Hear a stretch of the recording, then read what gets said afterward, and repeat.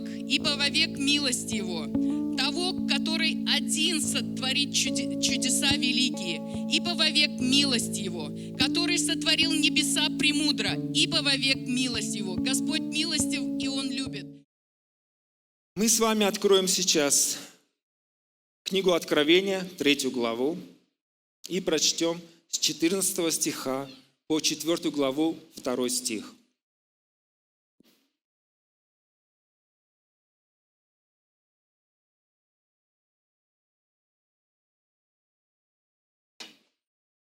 «И ангелу Ладикийской церкви напиши: так говорит Аминь, свидетель верный и истинный, начало создания Божия. Знаю твои дела, ты не холоден, не горяч. О, если бы ты был холоден или горяч, но как ты тепл, а не горяч и не холоден, то извергну тебя из уст моих. Ибо ты говоришь: я богат, разбогател и ни в чем не имею нужды, а не знаешь, что ты несчастен и жалок, и нищ, и слеп, и наг. Советую тебе купить у меня золото, огнем очищенное, чтобы тебе обогатиться, и белую одежду, чтобы одеться, чтобы не видна была срамота наготы твоей. И глазною мазью помажь глаза твои, чтобы видеть. Кого я люблю, тех обличаю и наказываю. Итак, будь ревностен и покайся. Се стою у двери и стучу. Если кто услышит голос мой и отворит дверь, войду к нему и буду вечерять с ним, и он со мною. Побеждающему дам сесть со мною на престоле моем, как и я победил и сел с отцом моим на престоле его. Имеющий ухо да слышит, что Дух говорит церквам. После сего я взглянул, и вот дверь отверста на небе, и прежний голос, который я слышал, как бы звук трубы, говоривший со мною, сказал: «Взойди сюда, и покажу тебе, чему надлежит быть после сего». И тотчас я был в духе, и вот престол стоял на небе, и на престоле был сидящий.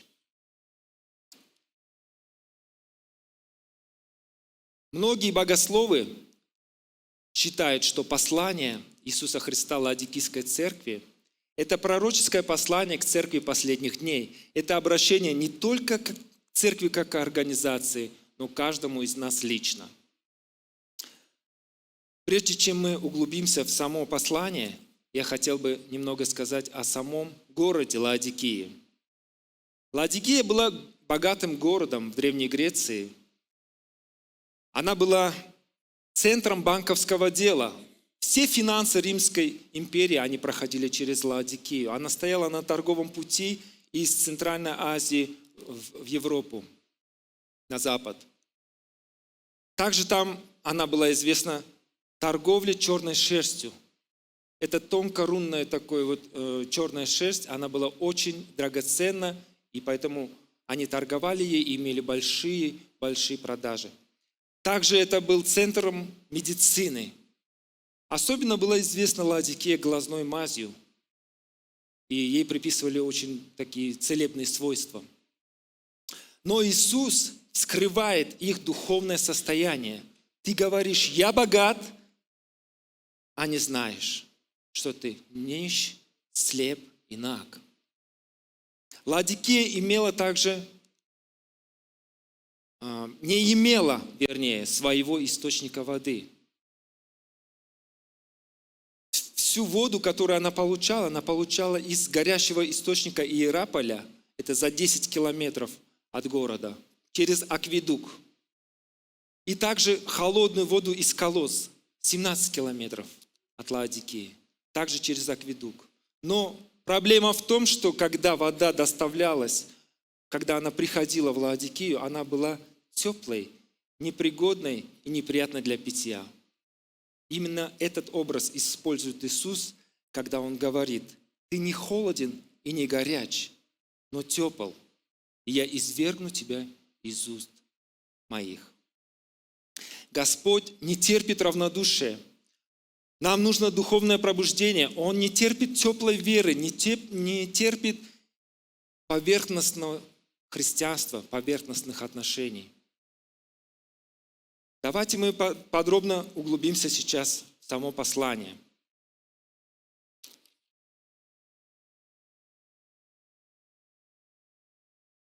14 стих. Ангелу Ладикийской церкви напиши, так говорит Аминь, свидетель верный и истинный, начало создания Божия. Господь есть истина. И Он истина в последней инстанции. Он знает тебя от начала до конца. Он знает всю твою внутренность. И когда Он говорит что-то, Он знает, что Он знает. Это не предположение.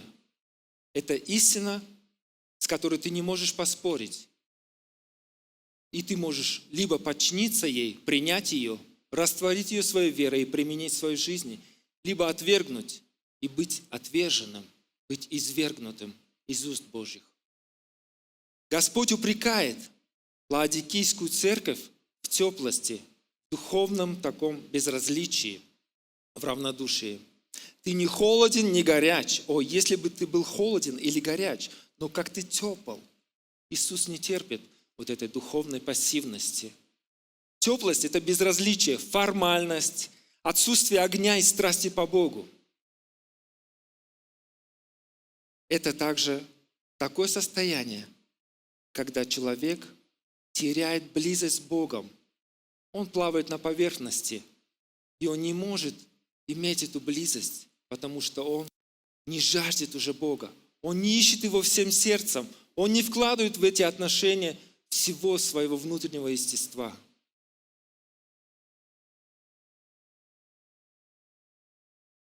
Второе, что мы видим здесь, это самообман. Ты говоришь, я богат, разбогател и ни в чем не имею нужды, а не знаешь, что ты несчастен, жалок, нищ, слеп и наг. Ладикийцы думали, что у них все хорошо. Внешне все нормально, ты богат, ни в чем не нуждаешься, вроде бы все хорошо, хожу в церковь, каждый день молюсь, вроде бы читаю Библию. Но Господь, Он показывает внутреннюю духовную реальность. Нищета, слепота, нагота. Вы помните, когда пророк Даниил истолковал надпись, которая была написана перстом Божьим на стене, царю Валтасару. Это книга Даниила, 5 глава, 27 стих. «Текел, ты взвешен на весах и найден очень легким». Человек может жить в иллюзии духовного благополучия, но не замечать своего настоящего состояния. Найден на весах и очень легким. Вот так бывает и с нами, когда мы поверхностны в своих взаимоотношениях с Богом. Я хочу провести такой небольшой образно показать вам, как это может быть выглядит в нашей жизни. Давайте представим, что вот этот сосуд – это то, чем Господь наполняет нас, своей силой, своей истиной, своей любовью, своей святостью. И когда мы погружаемся в Слово Божье все больше и больше, мы наполняемся, поклоняясь Господу, мы погружаемся все глубже и глубже. Мы были пусты, но Господь начинает наполнять нас. Мы молимся, исполняемся Духом, и истина Божья входит в нас, очищая нас, вымещая все ненужное внутри, и наш сосуд наполняется. Наполняется водой живой, как Иисус говорит, приди ко мне, кто жаждет, и пей. И вот мы наполнены Духом Божьим, Его любовью, Его силою, Его святостью. Мы свет миру, мы соль земли. Представим, что это мир, и мы можем наполнять этот мир всем, чем Господь нас наполнил. И когда мы опустошились, нам вновь надо бежать к Господу и вновь наполняться, поклоняться, прославлять Его, исполняться Духом Божьим, молиться, читать Писание, учить Его наизусть.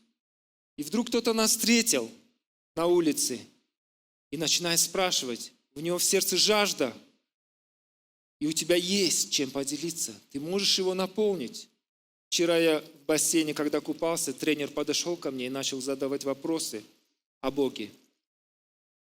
И он где-то час задавал мне вопросы. Слава Богу, что у меня было что ему дать. Мы час общались. Я наполнял его сердце, восполнял его жажду Словом Божьим. И вот так каждый день, когда мы исполняемся Духом Божьим, мы приходим в этот мир и можем дать ему что-то. Но если мы пусты, мы плаваем на поверхности, как эта баклажка. Поверхностное христианство.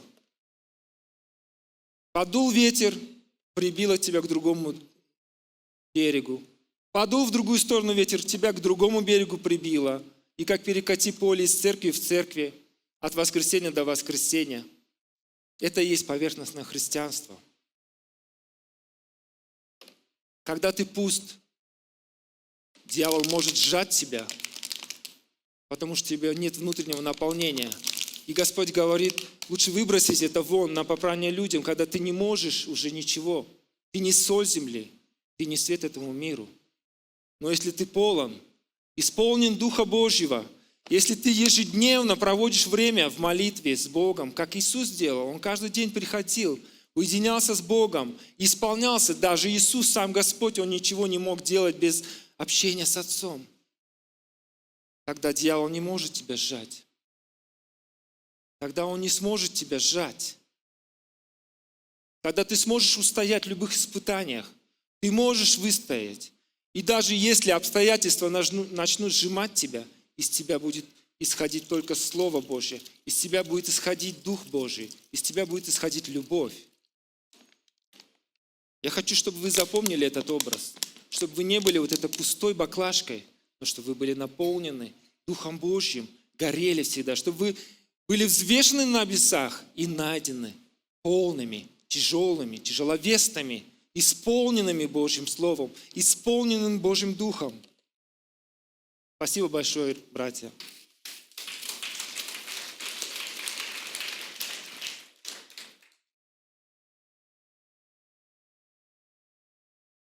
Итак, человек может жить в иллюзии духовного благополучия, но не замечать своего настоящего состояния.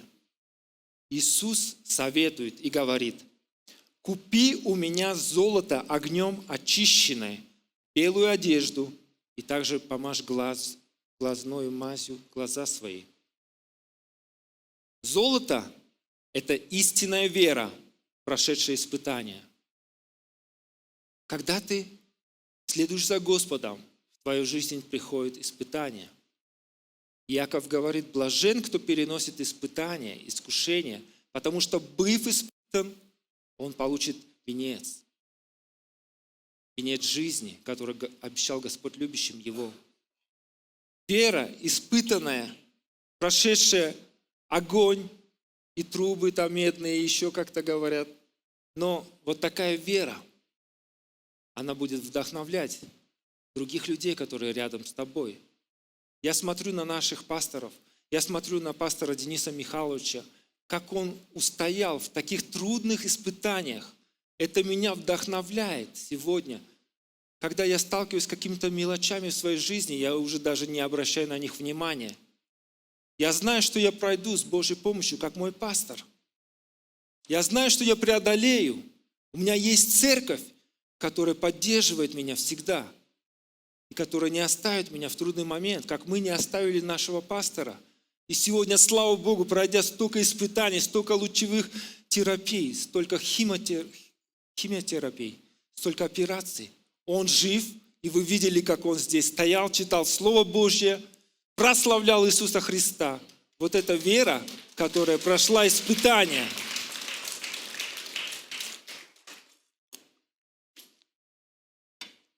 Я хочу, чтобы мы все были такими. Господь хочет, чтобы наша вера была огнем очищенная, чтобы она не была поверхностной, чтобы мы не верили только за восполнение каких-то своих мелких нужд, но чтобы мы верили за расширение Царства Божьего, за большие дела, которые церковь может делать сегодня. Но мы, если будем все вместе сидеть здесь, приятно наслаждаться прохладным воздухом и слушать хорошие проповеди, мы ничего не достигнем, если мы на этом остановимся. Мы должны применять в своей жизни, как наш пастор учил. Принимай, применяй и передавай. Правило 3П. Пастор подорожный проповедует. Принимай, применяй и передавай. Будь как вот этот вот сосуд, который исполняется Духом Божьим, исполняется силой Божьей, Его любовью, Его Словом. И идешь в этот мир, и изливаешь эту благодать. Изливаешь это Слово. И Слово, оно сеется, оно приносит плод, оно не возвращается к Богу тщетно, но производит то, для чего Его послал, и делает то, что Ему угодно. Нам нужна такая вера. Также Господь говорит: белую одежду оденься, возьми у меня эту белую одежду. Что это такое? Это праведность Иисуса Христа. Это очищение, это святость, которую предлагает нам Господь. Когда ты приходишь в Божье присутствие, ты исполняешься Духом Божьим, ты начинаешь видеть себя в Божьем свете. Все эти темные уголки твоего сердца освещаются Божьей истиной. Ты каешься, ты очищаешься, ты обновляешься, ты заключаешь заново завет с Господом, ты даешь Ему обеты, свои обещания, и Господь вновь поднимает тебя на новый уровень. Он выводит тебя. Бог хочет, чтобы мы ходили в белых одеждах, не запятнанные грехом. Святой да освящается еще, праведный да творит правду еще. Да, мы праведные, да, мы святые, это юридически.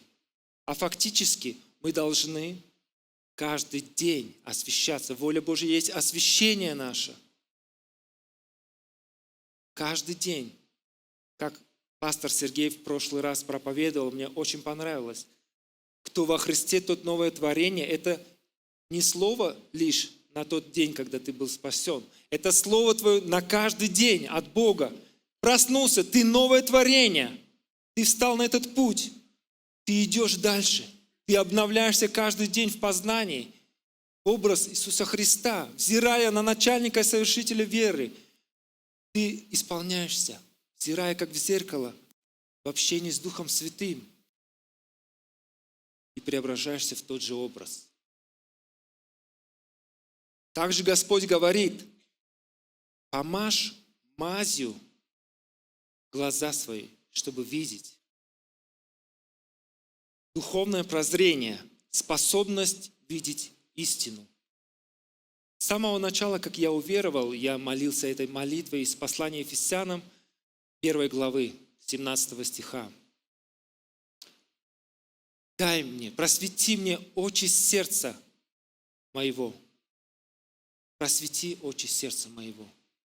Дай мне по богатству славы Твоей крепко утвердиться Духом Твоим Святым. Это в 3 уже главе. Мы должны жить каждый день с осознанием того, что мы не знаем всю истину до конца. Мы не знаем себя до конца. Поэтому нам предписано: вникай в себя и в учение, занимайся сим постоянно, ибо так поступая, ты и себя спасешь, и слушающих тебя. Поэтому нам необходимо обновляться каждый день, просить, чтобы Господь просветил очи сердца. Мне нравится Давид, как он молится: от тайных моих очисти меня. Он говорит: кто усмотрит погрешности свои? 18-й Псалом. Кто усмотрит погрешности свои? От тайных моих очисти меня. От умышленных удержи раба Твоего, чтобы не возобладали мною. Тогда я буду непорочен и чист от великого развращения. Да будут слова уст моих, помышления сердца моего благоугодны пред Тобою, Господи, твердыня моя. 138-й Псалом он молится. Он говорит: узри, не на опасном ли я пути. Мы нуждаемся каждый день в этом просвещении наших очей сердца, чтобы Господь показывал, не на опасном ли мы пути. Какова наша жизнь, какие наши отношения с ближними, как мы разговариваем, как мы сегодня ведем себя. наши поступки, наши мысли. Господу все это не безразлично. Мы Его сосуды. И Он сказал, что если мы будем сосудами в чести, мы будем годными, владыки, для всякого доброго дела. И Он наполнит нас своей силой, наполнит нас Духом Своим. И мы сможем являть Его славу в этом мире. Господь не отвергает нас. И Он показывает нам выход. Он дает нам совет, как измениться. Мы с вами прочли об этом. И если у нас вера Божья, мы должны задуматься сегодня, покрыта ли наша нагота и в порядке ли наше духовное зрение. Не оставайся сегодня в самообмане. Обратись к Иисусу. Только у Него есть это золото настоящей веры. Белая одежда праведности и мазь, которую ты помажешь глаза свои и прозреешь. Это Дух Святой, Дух премудрости и откровения к познанию Его.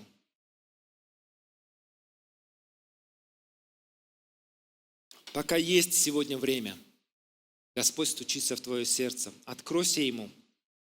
Потому что будет тот момент, когда дверь закроется. Пусть твоя вера будет живой.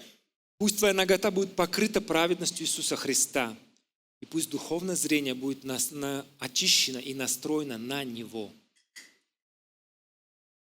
Господь обличает нас, и Его любовь, она выражается в том, чтобы направлять нас.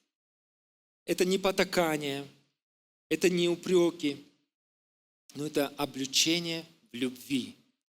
Он говорит, кого я люблю, того и наказываю. Прими Его обличение сегодня. Это приглашение к переменам.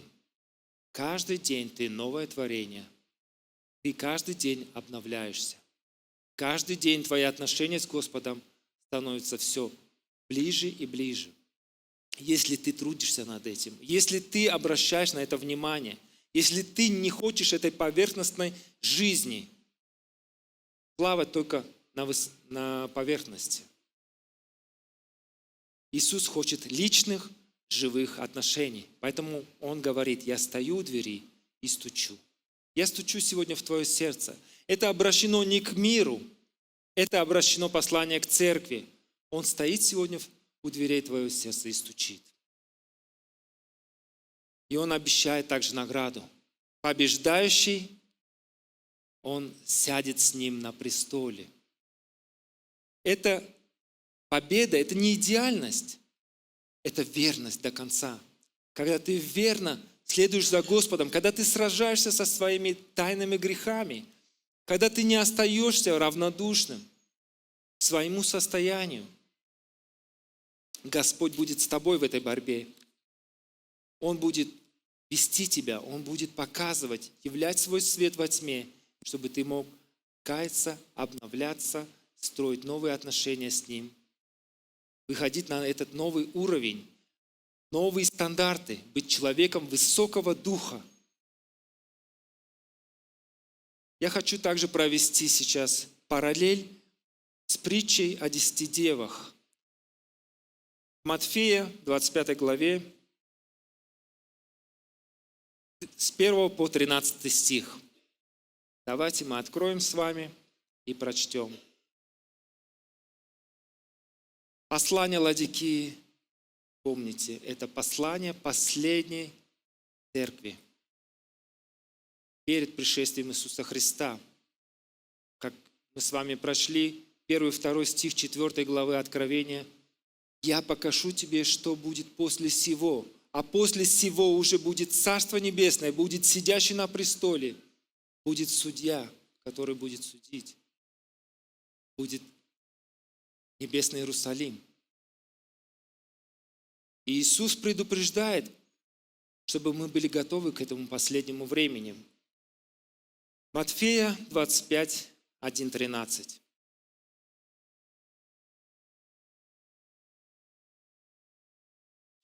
«Тогда подобно будет Царство Небесное 10 девам, которые, взяв светильники свои, вышли навстречу жениху. Из них 5 было мудрых и 5 неразумных. Неразумные, взяв светильники свои, не взяли с собой масла. Мудрые же вместе со светильниками своими взяли масло в сосудах своих. И как жених замедлил, то задремали все и уснули. Но в полночь раздался крик: «Вот, жених идет, выходите навстречу ему». Тогда встали все девы те и поправили светильники свои. Неразумные же сказали мудрым: «Дайте нам вашего масла, потому что светильники наши гаснут». А мудрые отвечали: «Чтобы не случилось недостатка и у нас, и у вас, пойдите лучше к продающим и купите себе». Когда же пошли они покупать, пришел жених, и готовые вошли с ним на брачный пир. И двери затворились. После приходят и прочие девы и говорят: «Господи, Господи, отвори нам». Он же сказал им в ответ: «Истинно говорю вам, не знаю вас. Итак, бодрствуйте, потому что не знаете ни дня, ни часа, в который придет Сын Человеческий». Иисус стучал в двери. Приходят опоздавшие, стучат в двери. Я хочу, чтобы вы сейчас увидели эту параллель с посланием Лаодикии. Как будет в последнее время? Было 10 дев, они все ожидали. У них у всех были светильники. Но только у 5 был запас масла. Были исполнены Духом Божьим. Когда время замедлилось, жених задержался, все уснули, абсолютно все. Когда он пришел, только мудрые девы смогли зажечь светильники и войти с ним на пир. Остальные пошли покупать масло, но опоздали. Дверь была закрыта. Жених сказал им: «Не знаю вас». Иисус завершает словами: «Бодрствуйте, потому что не знаете ни дня, ни часа». Кто из вас знает, когда придет Иисус Христос? Но сегодня мы можем хотя бы образно знать и видеть. Он говорил: когда вы увидите то сбывающимся, знайте, что близко при дверях уже. Я уже стучу. Если в Филадельфийской церкви он говорит: я гряду скоро, то в Лаодикийской церкви он говорит: я уже стучу. Я близко. Мое пришествие приближается. Все события в этом мире, они говорят нам о том, что Иисус уже близко. Дьявол знает, какой ты внутри. Он видит, он чувствует подделку. Ты не обманешь. И Господа ты тоже не обманешь, когда ты поднимаешь руки, а сам живешь жизнью, которая не являет Его свет, не являет Его любовь, милость. Нет огня. Нет этой соли, о которой Иисус говорит. Итак, светильники – это жизнь, исповедание веры. У всех был внешний свет, символ христианского образа жизни, но этого недостаточно, без внутреннего наполнения. Масло – это прообраз Духа Святого. Это вера, это помазание, это молитва, это послушание, это жизнь с Богом. Это то, что нельзя одолжить. Это то, что нельзя быстро так взять и купить. Нужно время, чтобы приобрести это. Поэтому эти девы, они побежали и они опоздали. Невозможно в последний момент быть таким, подготовиться полноценно. И все равно, что брать гантели прямо перед боем. Это время. Нам нужна глубокая вера, настоящая вера. Каждый день. Никогда уже Господь придет. Никогда уже двери затворятся. Жених задерживается. Он сказал: я приду скоро, прошло 2000 лет. И может прийти такое успокоение. Господь уже давно это сказал. Но Он также предупредил. Он сказал, какие будут знамения. Он сказал, что будет происходить в этом мире. Мы должны быть внимательными, мы должны быть бдительными, должны наблюдать. Наблюдайте за собою. Что будет? Во многих охладеет любовь, мы сегодня это видим. Мы видим, мы видим, что Господь сегодня открывает нам многие вещи о последнем времени. И нам нужно быть очень внимательными. Это время ожидания, это время проверки. Кто будет внутренне готов? Не медлит Господь исполнением обетования, как некоторые почитают то медлением, но долготерпит нас, не желая, чтобы кто погиб, но чтобы все пришли к покаянию. Он не желает, чтобы кто погиб, чтобы погиб кто-либо из малых сих. Он ждет, Он говорит, но нам нужно быть внимательными. Аминь. Разумность в духовной жизни – это готовность быть с Богом в любой момент, подготовленным в любой момент. Христианин всегда готов. Вот такой должен быть у нас девиз жизни. Когда бы ты не встретился с Господом, чтобы ты был подготовлен, ночью ли, утром ли, днем ли, тебя разбудит и готов. Ты всегда на старте. Пусть у тебя будет в хорошем смысле чемоданное настроение на небеса. Твоя прописка там, на небе, не на земле. Не укореняйся в эту землю. Не строй царство на этой земле. Наше царство на небесах. Оно внутри нас уже есть. Мы цари и священники. И нам надо жить, как цари и священники. Царствовать в жизни посредством единого Иисуса Христа. Осуществлять Его волю на этой земле. А для этого тебе нужна сила. Тебе нужно быть исполненным Духом Божьим. Есть точка невозврата, как у этих дев. Дверь закрылась перед ними. Есть эта точка, когда ты уже не сможешь готовиться. Тебе нужно быть готовым сейчас. Время может закончиться внезапно, как у этих дев. Внезапно двери затворились. И Господь сказал: я не знаю вас. Это страшные слова. Иисус знает не всех верующих, но тех, которые живут с Ним в каждом дне. Поэтому Он говорит: бодрствуйте, потому что не знаете ни дня, ни часа. Не живи в духовной спячке, в самодовольстве своего состояния. Не откладывай покаяние. Служение Богу должно быть постоянным. Постоянное посвящение, каждодневное. Лаодикийцы тоже думали, что они были в порядке, но не были готовы. Как эти мудрые девы. Как эти девы неразумные. Все уснули. Сон – это символ духовной вот этой спячки, вялости и потерянности, остроты восприятия. Это тот же последний стук, когда сказали: вот жених идет. Это тот же последний стук в твою дверь, дверь твоего сердца. Масло, личное отношение с Духом Святым. В Лаодикии тоже не было огня, была лишь теплая религия.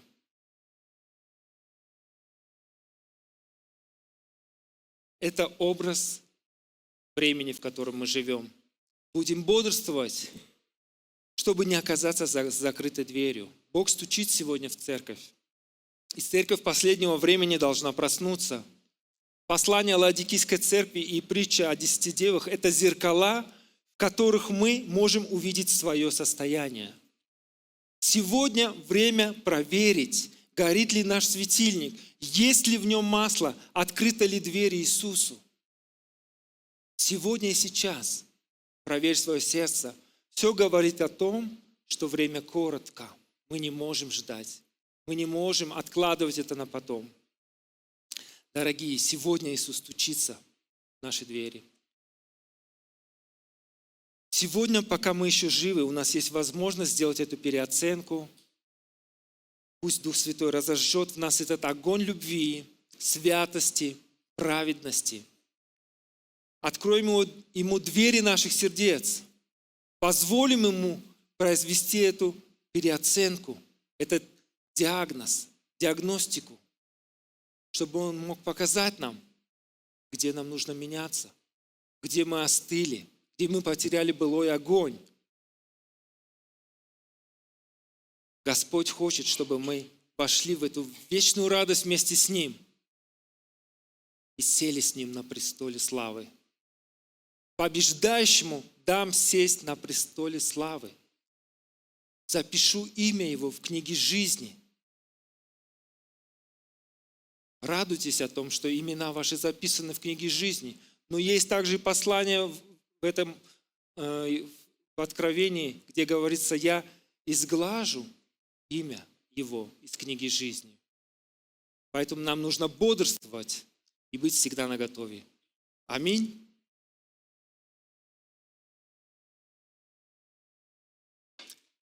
В 2012 году я написал одно стихотворение. Я хочу сейчас вам его прочесть. В этом темном и грешном мире ты живешь и не понимаешь. Отчего же ты так страдаешь? Видишь ужас в прямом эфире. Отчего так сгустились краски? Ведь вначале не так все было. И куда это счастье уплыло, будто было все это в сказке? Потому что ушел от Бога, отступил и лишился славы. И грешил ты ради забавы, оттого на душе тревога.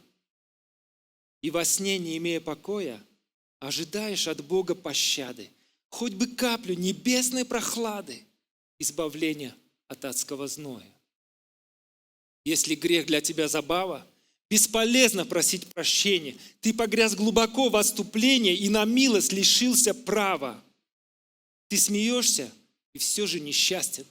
Своей гордости слеп и жалок, наг и нищ, хоть и денег немало, раб своей ненасытной страсти.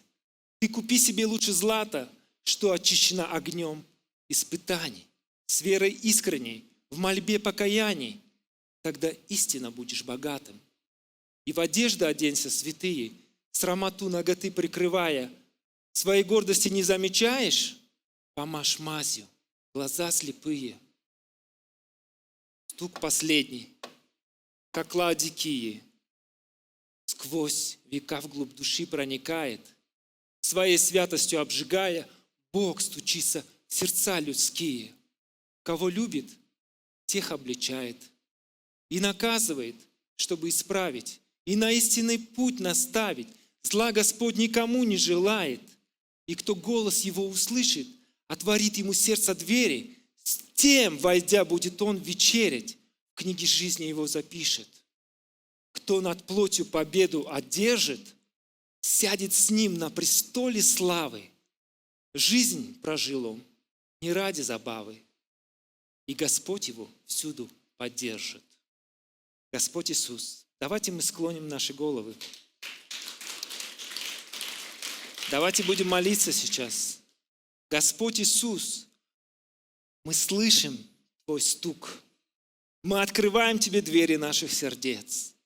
Мы каемся в теплом состоянии нашей веры, в равнодушии, в самообмане, поверхностности. Очисти нас, омой нас, Господь, зажги нас Твоим святым огнем, просвети очи сердец наших, драгоценный Дух Святой, Дух премудрости и откровения. Да будем мы светильниками, горящими в этот последний час. Мы ждем Тебя, Господь, жених небесный, жених нашей души. Гряди, Господь Иисус. Приди, Господь. Потряси нас, Боже. Приведи нас в порядок, Господи.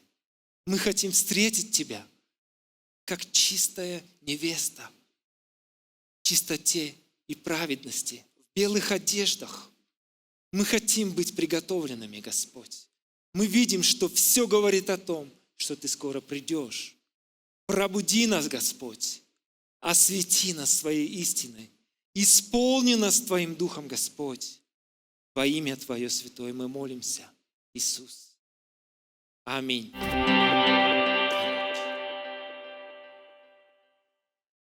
Я хочу сейчас обратиться к тем, кто сегодня в нашей церкви впервые. Возможно, вы не впервые, но вы знаете, что в своем сердце вы еще не примирились с Господом и не сделали Его своим Господом и Спасителем. Он также стучится в ваше сердце сегодня. Если вы смотрите нашу трансляцию онлайн, я также обращаюсь к вам. Господь любит вас.